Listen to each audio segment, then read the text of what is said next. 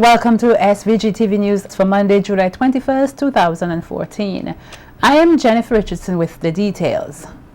Opposition leader Annim Eustace has fired back at his critics, saying that he had no intentions of stopping supporters who openly jeered Prime Minister Dr. Ralph Gonsalves as he attempted to pay tribute to Eduardo E.G. Lynch last Saturday in Georgetown. Eustace explains that while his program did not have Dr. Gonsalves listed as one of the speakers at Lynch's funeral service, the Prime Minister's name was included in other programs at the funeral. This thing was organized to cause as much confusion as possible and to lay blame on the New Democratic Party. I would not have intervened there at all, because I knew it was a setup. I knew they were trying to take the blame away from the contempt displayed by the Prime Minister to E.G. Lynch, fearing that people react to it. You don't expect people to react to that. A man who is well loved in the society, he may not be an NDP supporter, but he is well loved and respected by many, many people in this country. And he appeals to you, puts his hand, and look at the kind of contemptuous statement the Prime Minister just made there in that recording. Eustace further explains that the boisterous behavior which occurred last Saturday at the Anglican Church in Georgetown was the fault of the Prime Minister. Eustace is of the view that his party supporters reacted the way they did as a result of a recording of a radio program where Prime Minister Gonsalves said he had denied Lynch the opportunity to make amends for comments the former talk show host had made against him prior. Listen to that comment from a Prime Minister responding to a talk show host. He took to court and who appealed to him for forgiveness. Look at the comment when Lynch offered his hand. Derision, contempt being displayed at that time. You know, that explains to a great degree what happened on Saturday. A lot of people were annoyed at the contempt displayed to Lynch by this Prime Minister over and over again, and to others of us here. I listened to some of the press and so on this morning, and I want to make a few statements with regard to that. Sir James Mitchell has revealed that Richard Nichols did not take monies belonging to Eduardo E.G. Lynch. He made a statement Saturday at Lynch's funeral. Nichols was dismissed back in March 2013 for a number of reasons, including being accused of using monies donated to Lynch for personal reasons. According to Sir James, he spoke to Lynch, who denied that Nichols had taken any money from him.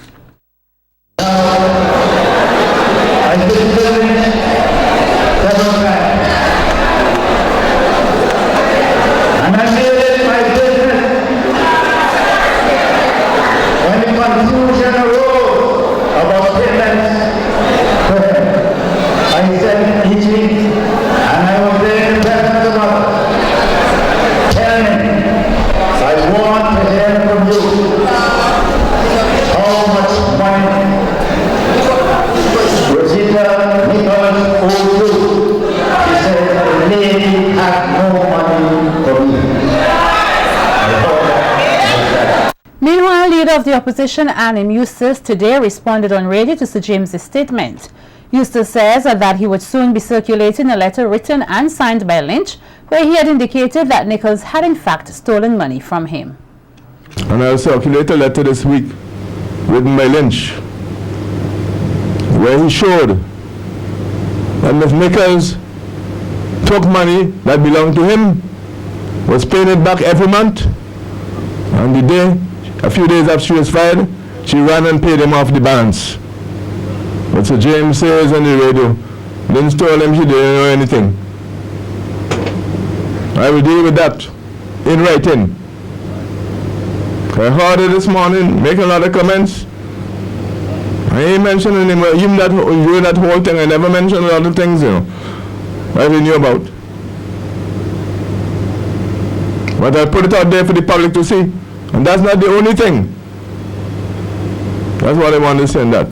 Meanwhile, former Prime Minister Sir James Mitchell has credited his administration for creating an avenue for persons such as Elwater E.G. Lynch and others to thrive. He made a comment while paying tribute to the former talk show host who was interred last Saturday in Georgetown.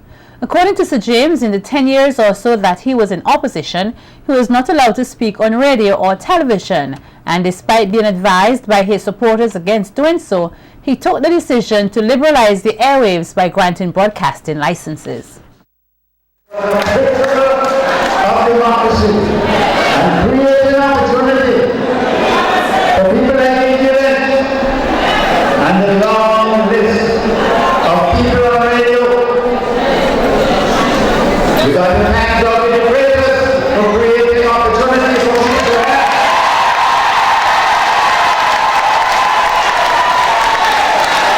And we got to thank our next book for carrying on the message after. And people like both Francois, and there are all those people today who make a living or who make a contribution to our democracy. Chester Connell, Tubu Chris, Frank Zero, Jerry Shaw, and those who can Jackson. If we didn't create an opportunity, then Jackson would not be known. The Ministry of Agriculture, Forestry, Fisheries, Rural Transformation and Industry says it will be collaborating with St. Vincent Cocoa Company over the upcoming 6 weeks to ensure a seamless transition as the St. Vincent Cocoa Company exits the industry as a major stakeholder. Minister of Agriculture Honorable Sabota Caesar noted that while he views the exiting of the St. Vincent Cocoa Company as being an opportunity missed to work with a renowned international cocoa distributor, it is definitely not an opportunity lost for our nation to develop an indigenous cocoa industry. Caesar thanked the Amajaro Trading Limited, Ecom Trading, and the St. Vincent Cocoa Company for their investment over the past 4 years. Caesar says it must always be noted that prior to the St. Vincent Cocoa Company, SVG had only 50 acres of cocoa in 2010, with most of it in dire need of rehabilitation. The minister says, however, today SVG can boast of having over 200 acres of well-established cocoa, a gene bank, 3 nurseries with over 200 plantlets, and a wealth of research information. The Agriculture Minister is confident that as a nation, Vincentians are more than capable of utilizing the investment they now have. Vehicle owners here are being encouraged to be extremely vigilant in securing their vehicles in light of an emerging worrying trend.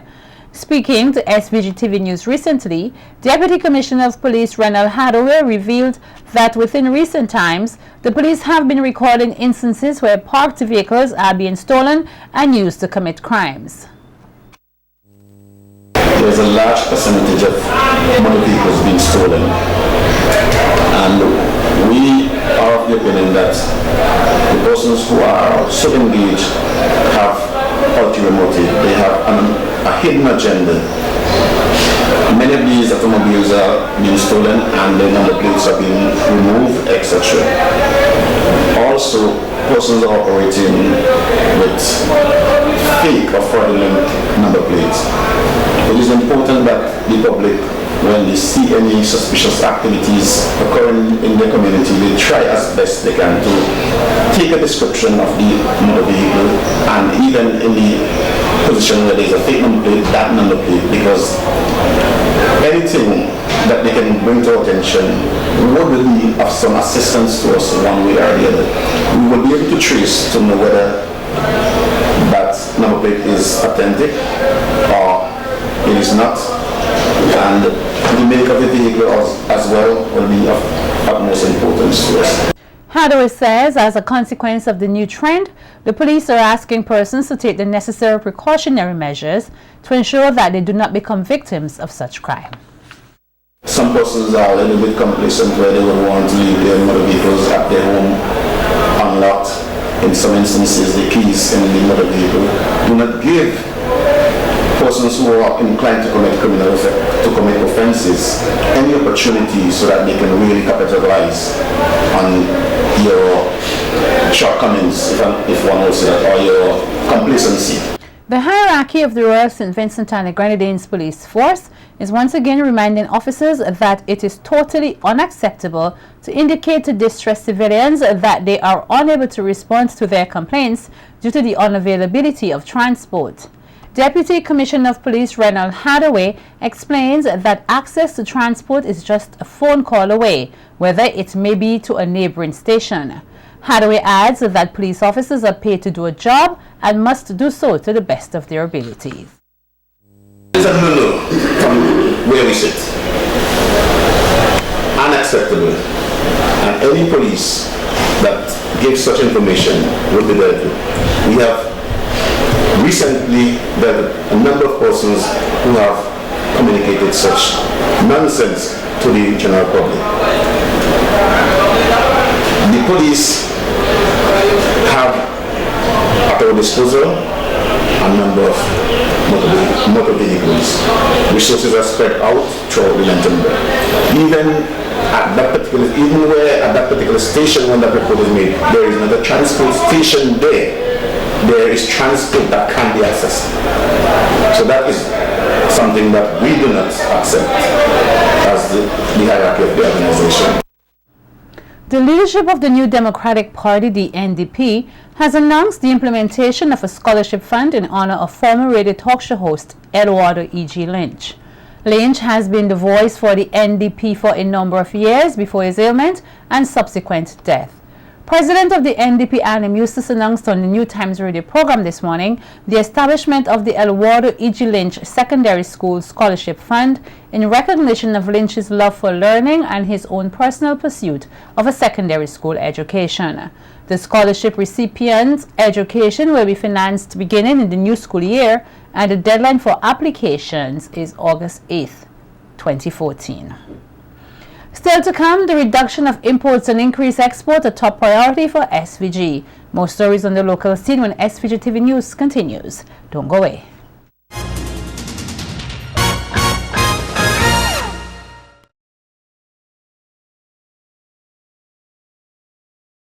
Welcome back.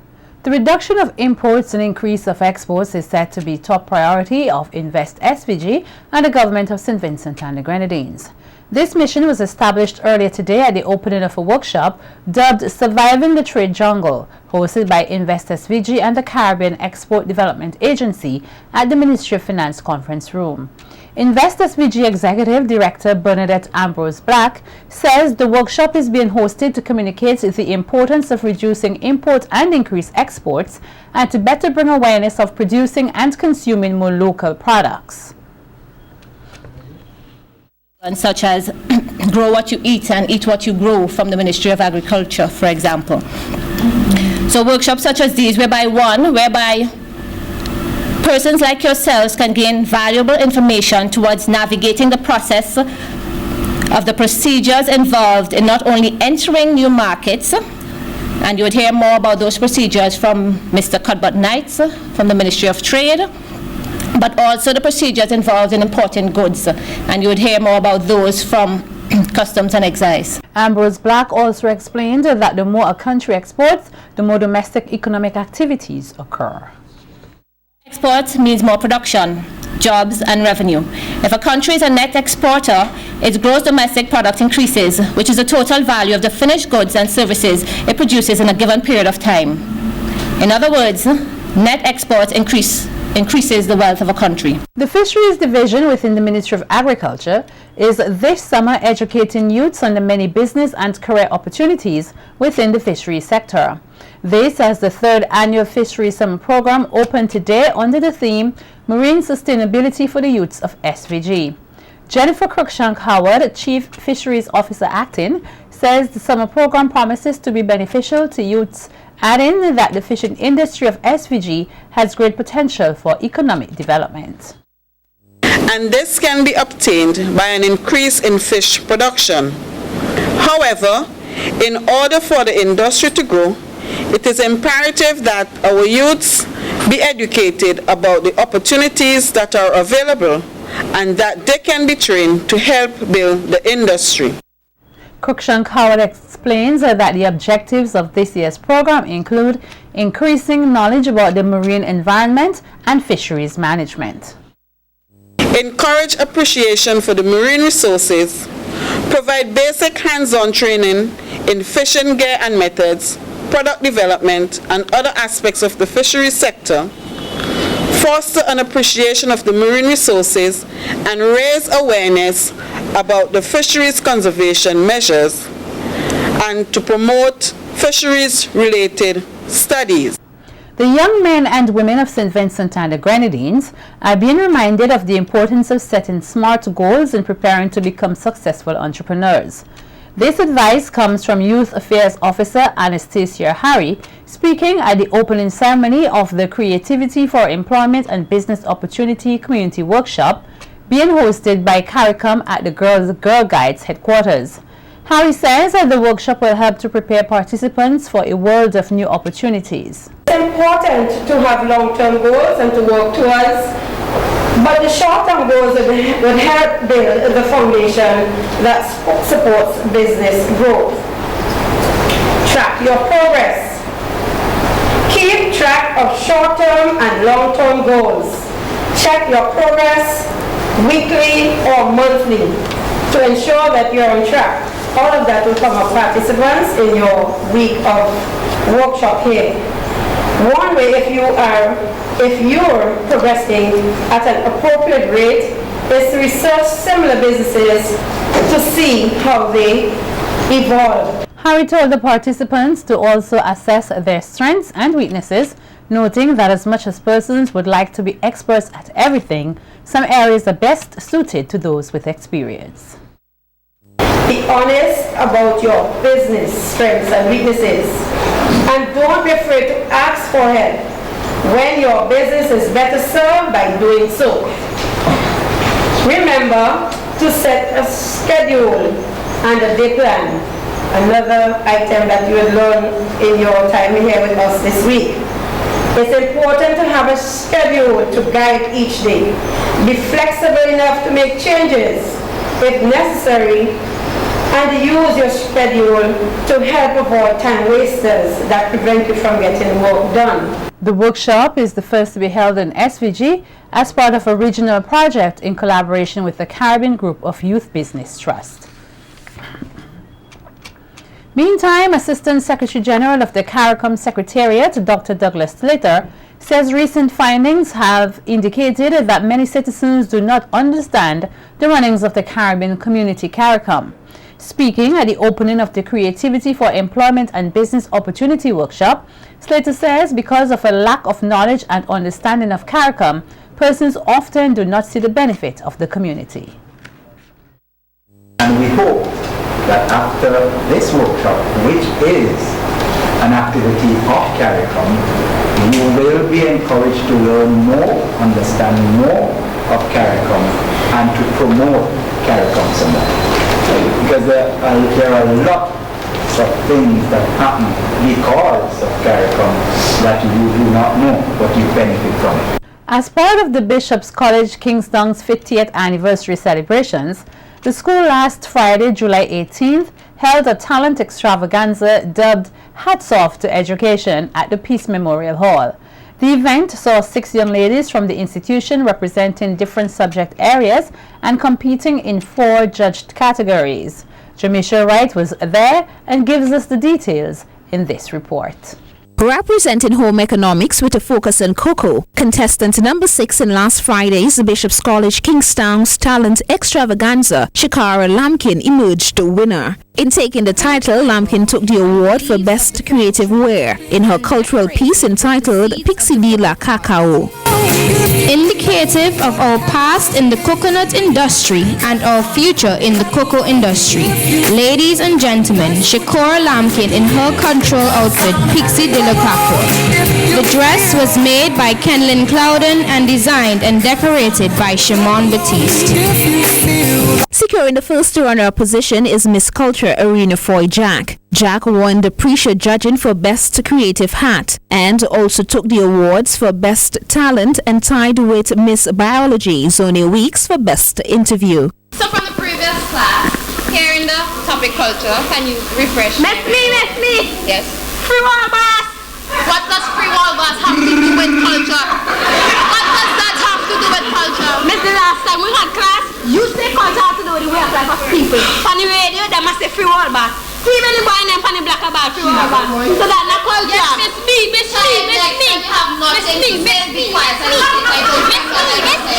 Anyone else? Miss Adichikegunya. What does that have to do with culture? Yes, miss. Because the mosquitoes are always by my house, so they have to be a part of the culture. Indeed. It makes no sense. Anyone else? Miss, I mean, I have nothing good to say. Come. Since you have been in my class, have you contributed? Man, I want to something, miss. Miss, culture. Oh gosh, miss, you don't know what culture be. Miss, culture is the way my grandmother cooked her the boy wrapped up in banana leaf. Oh gosh, miss. Miss, culture is the way our roast breadfruit and fried jackfish taste. Taking the second runner-up spot is Miss History Maricel Robertson. Cupping the award for Best Ambassadorial Speech was Jafisha Durant, representing the arts. Durant was also granted the award for Most Determined Participant. The term performing arts is used to describe any live artistic event that includes music, dance, drama, painting, poetry, and film. The Caribbean's creative sector possesses a number of advantages that allow the abundant talent and skills of Caribbean people to produce competitive products because creative industries have become a new engine and for growth and development in the world's economy.